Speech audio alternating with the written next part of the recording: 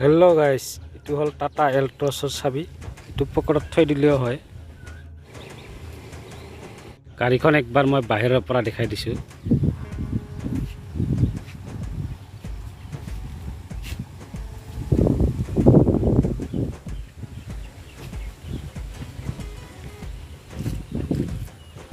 এইটো হ'ল পিছফাল।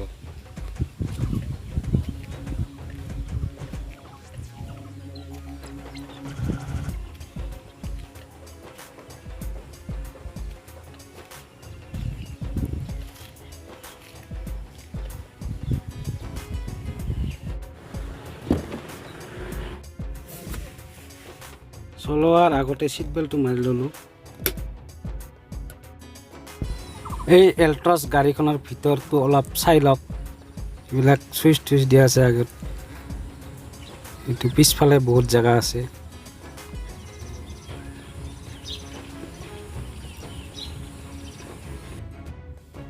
এতিয়া গাড়ীখন ষ্টাৰ্ট দি লওঁ।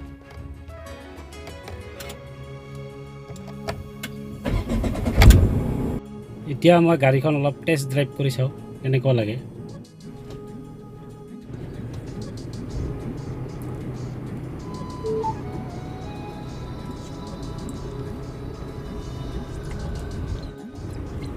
প্ৰথমতে লাহে লাহে চলাই আছোঁ মই।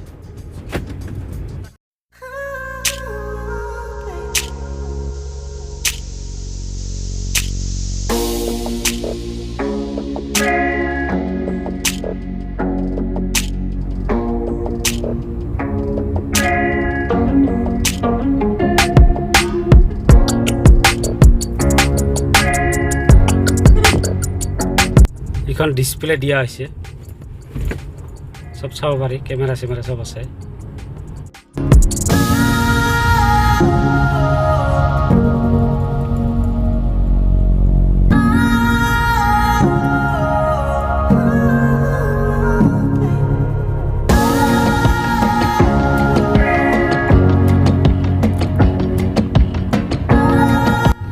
গাড়ীখন চলাই বেয়া নালাগে, ভালে লাগে মোটামুটি।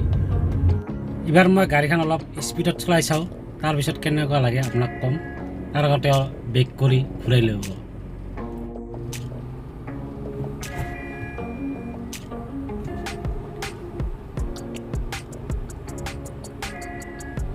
এতিয়া ঘূৰা হৈ গ'ল। এতিয়া মই স্পীডত চলাই আপোনালোকক কৈ আছোঁ কেনেকুৱা লাগিল চলাই। অলপ স্পীডত চলাই চালোঁ, ইমান বেয়া নালাগে, চলাই ভালে লাগে। এই টাটা এল্ট্ৰছ গাড়ীখন চলাই ভালে পালোঁ, কিন্তু এটা অসুবিধা পালোঁ।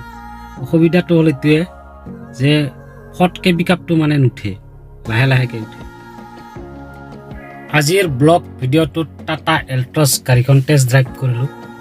তো কেনেকুৱা পালে আপোনালোকে কমেণ্ট কৰি জনাব। তো আজিৰ ভিডিঅ'টো ইমানতে শেষ কৰিলোঁ। Bye bye.